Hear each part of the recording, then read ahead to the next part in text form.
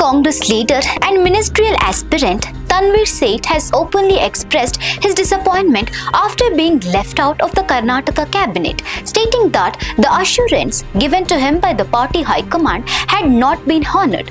Addressing a press conference in Mysore on August 3rd, he remarked that his hopes of becoming a minister had been shattered and that the promise made by the party leadership had proved to be false. He added that his next course of action would be decided after consulting his party workers. He also questioned the party's disciplinary standards, referring to the removal of K.N. Rajanna from his ministerial position over a single remark about Rahul Gandhi. He alleged that no action had been taken against those who had publicly spoken against the party. Without naming everyone, he observed that it was not just Zamir Ahmad but several leaders who had ignored the party's dignity, indirectly expressing his dissatisfaction with the leadership.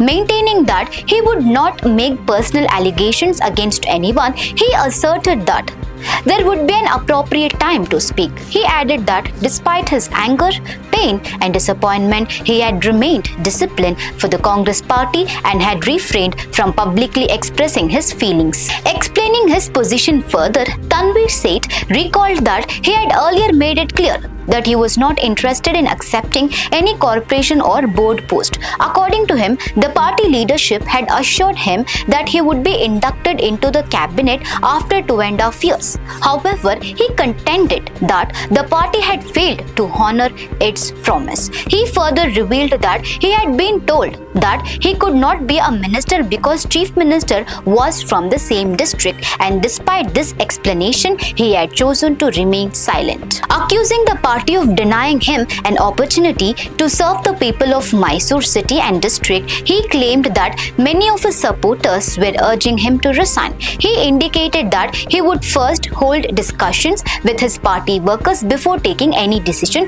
regarding his political future, adding that his faith in the party had been shaken.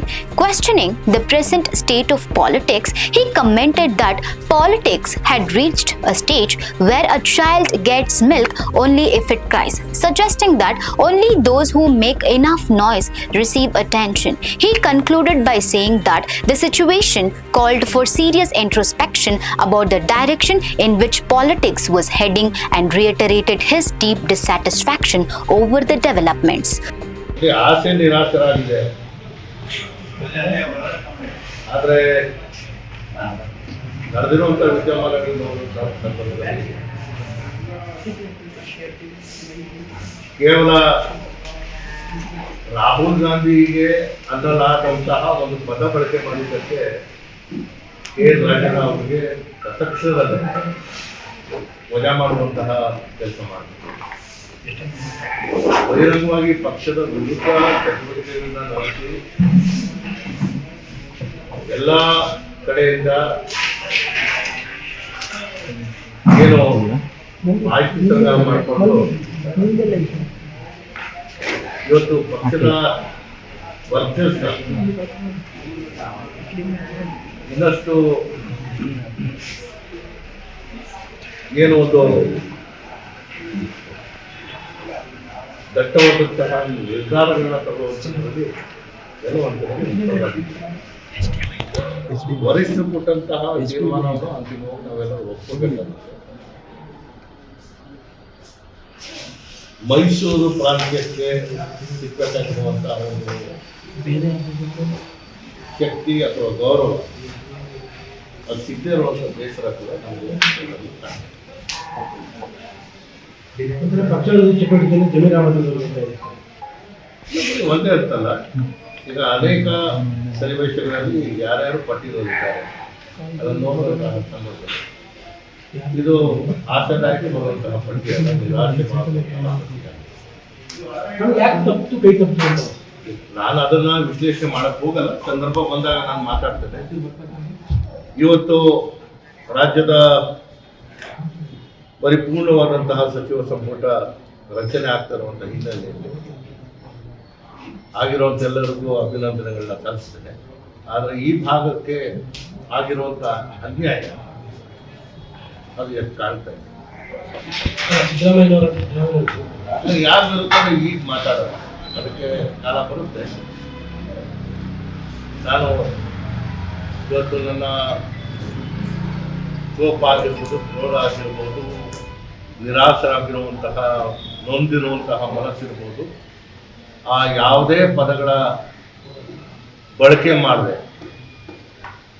ನಾನು ಕಾಂಗ್ರೆಸ್ಸಿನ ಶಿಸ್ತಿನ ಸಿಪಾಯಿಯರಾಗಿ ನನ್ನ ಪಕ್ಷದಿಂದ ಇದ್ದೇನೆ. ಆದರೆ ನನ್ನ ಮೇಲೆ ಇರುವಂಥ ಒತ್ತಡವನ್ನು ನನ್ನ ಅಭಿಮಾನಿಗಳು ಮತ್ತು ಕಾರ್ಯಕರ್ತರು ತರುವಂಥ ನಿರ್ಧಾರಗಳನ್ನು ನಾನು ಅಲ್ಲ, ಯಾಕೆಂದ್ರೆ ಪಕ್ಷನಿಷ್ಠರಾಗಿದ್ದೇ ತಮಿಳುನಾಡು ನೋಡಿ, ಯಾವುದೇ ಸಂದರ್ಭದಲ್ಲೂ ಪಕ್ಷದ ಮೇಲೆ ಯಾವುದೇ ರೀತಿಯ ಒತ್ತಡ ಹಾಕಬಾರ್ದು.